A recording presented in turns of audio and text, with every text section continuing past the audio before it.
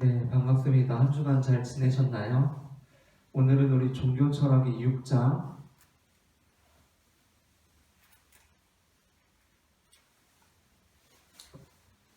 증거주의, 근원주의, 합리적 신앙에 대해서 보도록 하겠습니다.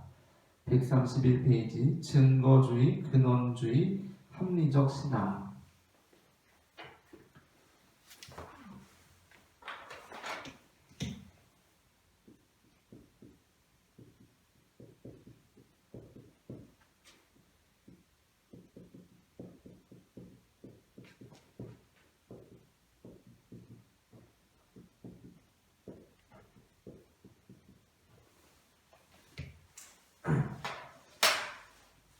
자, 여러분은 우리가 믿음 안에서 살잖아요. 우리가 예수님 믿으면서 사는데 아마 믿는 사람들은 모두 다 합리적으로 믿고 있다라고 그렇게 고백하실 거예요. 그렇죠? 나는 합리적으로 믿고 있다. 비합리적인데 믿진 않을 거 아니에요. 그죠? 비합리적임에도 나는 믿는다. 그래서 그것이 믿음이다라고 그렇게 말하기도 하지만 비합리적인 것을 믿는다라는 말은 그거는 일단 말 자체가 안 되는 거예요. 그죠? 내 안에서 이것이 합리적이기 때문에 나는 믿는 것인데 그 합리적이라는 것, 우리는 일단 합리적으로 믿고 있는데 그 합리적이라는 것이 그것은 무엇을 의미하는가? 그것은 우리가 앞에서 이제까지 보아왔던 것처럼 어떤 이성적인 증거들에 의해서 믿기 때문에 합리적이라는 것은 일단 아니에요. 그죠? 우리는 어떤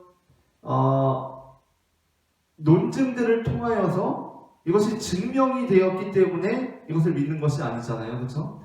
그렇지 않음에도 우리는 이것을 믿죠.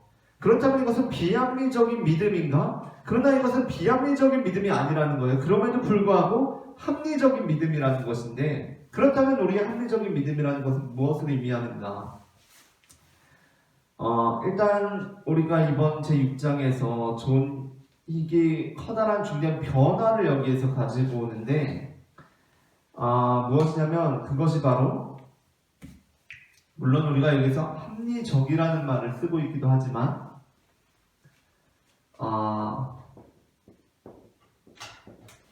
철학적인 우리가 사고 이해 안에서 하나로서 경험주의와 합리주의를 말합니다. 합리주의. 이제까지 우리가 해왔던 방식들, 그리고 그러니까 신이 우리는 존재한다고 말할 수 없다. 그러니까 우리는 신이 존재하지 않는다고 말할 수 없다라는 그런 모든 논증들이 다 어디에서 이루어졌던 것이냐면 바로 합리주의적 범주 안에서 이루어졌던 거예요. 뭐냐면 어떤 증거를 추구하고 있는 겁니다. 증거. 증거가 있느냐를 따지는 거예요. 증거가 있느냐. 그러한 맥락 안에서 우리는 어떠한 시도도 다 증명될 수가 없었죠. 그죠? 그렇다면 우리는 비합리적인데도 불구하고 우리는 믿는 건가? 비합리적인데도 불구하고 믿는 건가? 이 맥락 안에서 보면 그 말이 맞습니다. 그렇죠? 우리는 비합리적인데도 불구하고 믿는 거예요. 무슨 얘기냐면 계시가 충분하지 않음에도 불구하고 우리는 믿는 거죠. 그것을 통하여서 우리는 구원을 어떻게 하는 거죠? 경험하는 겁니다. 자, 여기서 이제 이것이 중요해요. 우리는 이제까지 합리주의 맥락 안에서 신이 있냐 없냐, 대체 이 땅에 악이 왜 있냐, 이러한 문제들에 대해서 고민해왔단 말이에요. 그런데 그러한 맥락 안에서 고민해왔는데 그것이 다 어떻게 증명이 됩니까? 명제가? 아니죠. 그 논증들은 다 실패해요. 뭐냐면 있다는 것도 실패하고 없다는 것도 실패한다는 거예요. 양쪽에서 다 실패합니다. 그럼에도 불구하고 우리가 믿는다고 할 때 우리는 계시가 충분해서 믿는 것이 아니죠. 우리는 계시가 불충분한데도 불구하고 우리는 믿는 거예요. 계시가 불충분한데도 불구하고 믿죠. 믿음을 통하여서 우리는 무엇을 하는 거죠? 우리는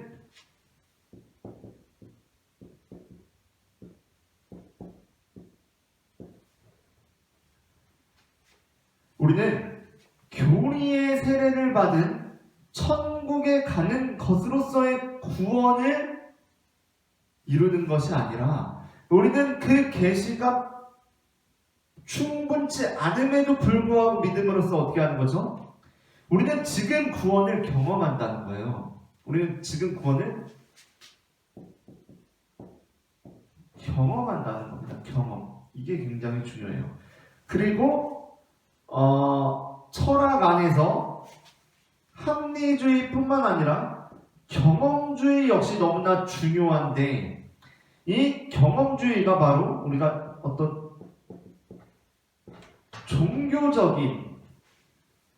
그러한 종교적인 사고와 믿음과 신앙들과 관련해서 굉장히 중요하다라는 겁니다. 그리고 이 경험주의적 맥락 안에서 이제 믿음을 말하는 것이 바로 근원주의다라고 이렇게 존 이든 말하고 있어요.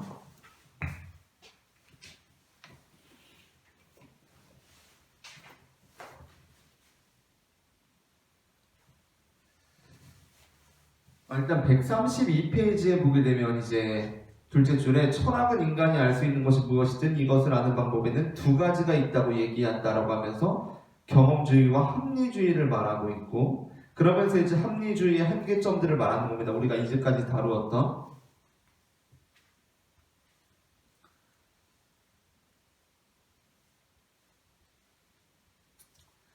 그리고 이제 140페이지에 보게 되면 추론의 결과로서가 아니라 이런 합리주의적인 방식이 아니라 추론의 결과로서가 아니라 우리 속에서 직접적으로 일어나는 그러한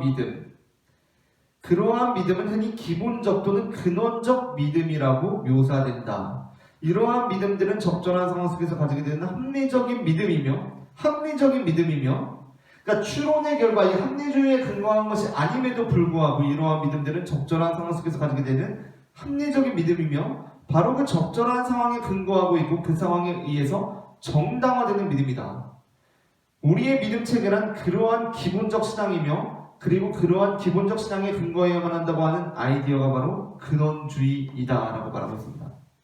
그러니까 무슨 얘기냐면 우리는 합리적 신앙이라고 할 때 보통 다 어떻게 생각하냐면 이 합리주의에 근거해야만 합리적 신앙이다라고 이해를 하는데 그것이 아니라 우리는 경험주의적 입장 안에서 근원주의라고 일컬어질 수 있는 이 믿음, 신앙으로서 우리는 합리적 신앙을 가질 수 있다는 겁니다. 합리적으로 신앙할 수 있다는 거예요. 합리적으로 믿을 수가 있다는 겁니다. 그렇기 때문에 무엇이 중요하냐면 여기에서는 경험이라는 것이 굉장히 중요해요. 경험이라는 것이 굉장히 중요합니다. 우리는 예수님을 왜 믿죠? 우리는 예수님을 왜 믿죠? 왜 믿습니까? 물론 아주 어렸을 때부터 이렇게 표현해서 죄송합니다. 세뇌되었기 때문에 믿는 사람들도 있을 거예요. 세뇌되었기 때문에. 그러나 그럼에도 불구하고 모태신앙이지만 계속해서 성인이 되어서도 신앙생활을 유지해 나가고 있는 분들이 계시다면 그러한 분들은 분명히 그러한 정보들, 세뇌된 정보들이 경험과 아주 밀접하게 연관되어 있을 거예요. 그러니까 긍정적인 의미로서 성인이 되어서도 자발적으로 계속해서 신앙생활을 하고 있는 모태신앙인들은 이 경험과 밀접히 연관된 신앙을 가지고 있을 겁니다. 이것을 우리 교재에서도 어떻게 이야기를 하냐면 성서도 이와 똑같다라고 그렇게 말하고 있어요. 성서도 이와 똑같다. 성서에서도 합리주의적으로 하나님을 우리에게 설명하는 것이 아니라 우리에게 이미 하나님을 경험한 사람들이 자신들이 하나님을 경험한 이야기를 우리에게 들려주는 거라는 거예요. 그래서 이 경험이 중요하고 이 경험이 있는 사람들은 그것이 읽혀지지만 경험이 없는 합리주의자들이 성경을 읽게 되면 굉장히 당혹스러울 것이다 라고 이제 이야기를 해주고 있어요.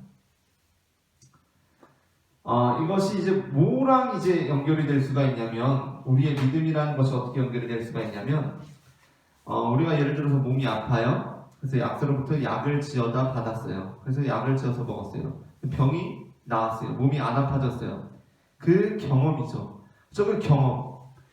우리는 그 약사의 일단 권위에 의존합니다. 그렇죠? 권위에 의존해서 그 약을 받아 먹어요. 그런데 병이 나았다는 게 중요하죠. 병이 나았어요. 그것을 우리는 경험했죠. 그 경험이 곧 우리의 믿음이고 신앙의 근거가 될 수 있다는 겁니다. 무슨 얘기냐면 우리는 그 약을 먹고 그것이 내가 나았을 때 그 약이 어떻게 내 몸 안에서 작용해서 그 병이 나았는지 그 모든 것들을 합리적으로 우리는 그 증거들에 따라서 믿질 않는다는 거예요. 단순히 우리는 그것을 먹고 내가 나았을 때 우리는 이 약 효과가 있구나라고 믿죠. 자, 그런데 여기에서 이제 이 경험이 너무나 중요한데 여기에서 이제 여러 가지 주제들이 파생됩니다. 자, 경험이 중요합니다. 경험. 내가 병이 나았어요. 뭐 먹고? 약 먹고요. 약은 약사가 줬죠. 약은 약사가 주고 약사가 준 약을 먹고 병이 나았어요. 우리는 구원을 경험합니다. 구원을 경험해요. 이 땅 안에서 우리는 구원을 경험하는 거예요. 누군가 권위자로부터 어떠한 메시지를 듣든지 어떠한 방식을 통해서든지 우리는 구원이라는 것을 경험합니다. 구원이라는 것을 경험해요. 자, 구원이라는 것을 우리는 경험함으로써 믿음을 가지게 되는데, 그리고 그것은 분명히 합리적 믿음이죠. 내가 예수님 믿고 병이 나았다는 사람들도 있고, 내가 예수님 믿고서 어떤 구원을 경험한단 말이에요. 구원을 경험했어요. 자, 그리고 이것이 합리적 믿음이라고 해요. 그런데 이 구원과 함께 다른 것들이 이제 달라붙어 오기 시작합니다. 자, 그것이 바로 여기에서부터 이제 들러붙어지는 교리라는 것이라고 할 수 있을 것 같아요. 교리. 자, 우리 한번 이렇게 생각해 보세요. 어떤 사람이 약을 받아먹고 약이 나았어요. 병이 나았어요. 그러면 이 사람은 이 약이 효과 있구나라고 믿어야 하는데, 그쵸? 근데 약장수들이 있을 수 있잖아요. 그쵸? 약장수라는 표현을 쓸게요. 약장수의 약을 먹고 병이 나왔어요. 그래서 이 약의 효능뿐만 아니라 이제 이 약장수를 믿기 시작하죠. 전적으로. 약장수를 전적으로 믿기 시작하면서 약장수가 약뿐만 아니라 다른 정보들, 예를 들어 뭐 부동산 정보 주고 무슨 투자 정보 주는데, 이것들을 이 사람이 어떻게 될까요? 다 믿어 가져오기 시작합니다. 다 믿어 가져오기 시작해요. 이렇게 되면 이것이 이제 합리적인 믿음이 될 수 있을까요? 합리적인 믿음이 될 수 있을까요?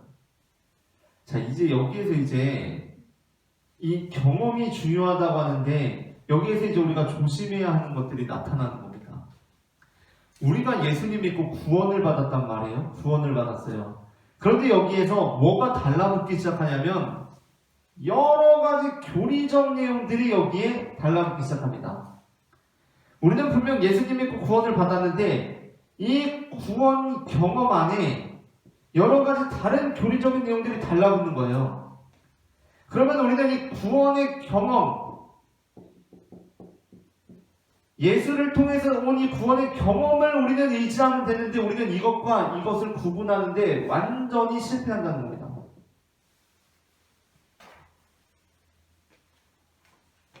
완전히 실패한다는 거예요. 자, 이게 어떤 영역들에서 나오죠? 우리 교재에도 나오지만 예수님 믿었던 예수님께서 우리 집단 다 자살하라고 해서 다 자살한 사건을 예로 들고 있죠.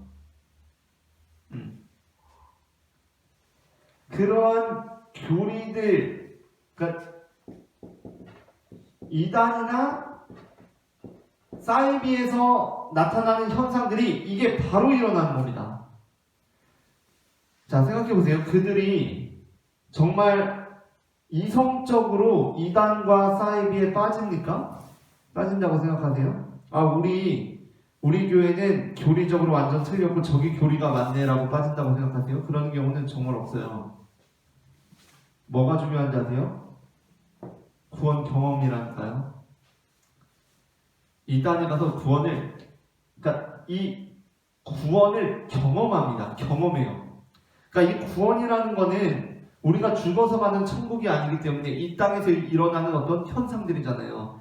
예를 들어서 병이 낫는 것도 있고 우울증이 고침받는 것도 있고 그러한 현상들이잖아요. 그러한 현상들이 이단에 갔더니 일어난 거예요. 그러니까 예를 들자면 가장 쉽게 얘기하자면 교회 가서 상처받았는데 교회 가서 상처받았어요. 마음에. 근데 이단이나 사이비 집단에 가서 어떻게 된 거예요? 그 상처가 치유되는 겁니다. 치유되는 거예요. 근데 거기에 뭐가 달라붙는 거예요? 엄청난 교리들이 달라붙을 때 이것을 구분해내질 못한다는 겁니다. 이것을. 이 사람이 하는 말은 지금 다 그냥 약 팔고서 나를 혹하려고 하는 말이라는 걸 구분해내지 못하고 이 약에 지금 약 효과를 봤어요. 약장수가 뭐 약 줬는데 효과를 봤네? 그러면 이 모든 것이 다 깡그리 들어온다는 거예요. 이 안으로. 자, 이게 굉장히 무서운 거죠. 그렇기 때문에. 이러한 상황 속에서 우리는 어떻게 합리적 신앙을 할 수 있겠느냐? 우리는 이러한 작용들 안에서 어떻게 합리적 신앙을 계속 유지할 수 있겠느냐?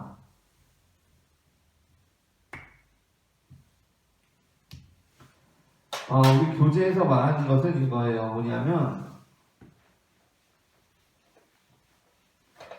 그것을 계속해서 의심해보는 수밖에 없다는 겁니다. 계속해서 의심해보는 수밖에 없다는 거예요.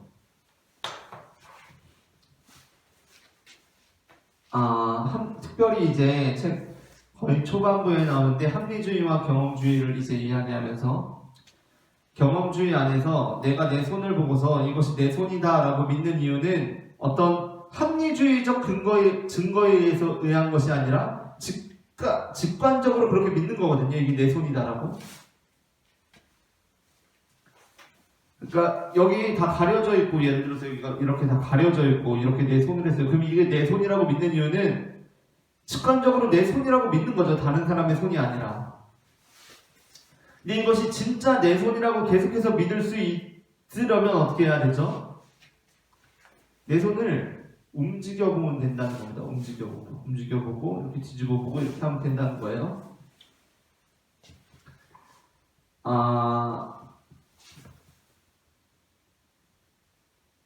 구원의 경험에 교리적인 내용들이 함께 들어올 때 우리는 그 모든 것에 대해서 어떻게 합리적 신앙을 유지할 수 있는가?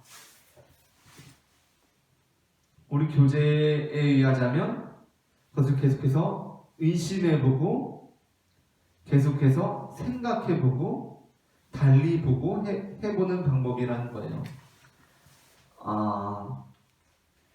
그리고 또 한 가지 이제 여기에서 확장적으로 나가는 것이 이제 우리가 이후에 다루게 될 어떤 다른 종교들과의 관계 그런 것들이 될 수도 있겠고, 왜냐하면 경험이라는 것은 더 보편적으로 나타나는 것이기 때문에 그러한 영역들에 대해서도 앞으로 생각해 볼 기회가 있을 것 같고요.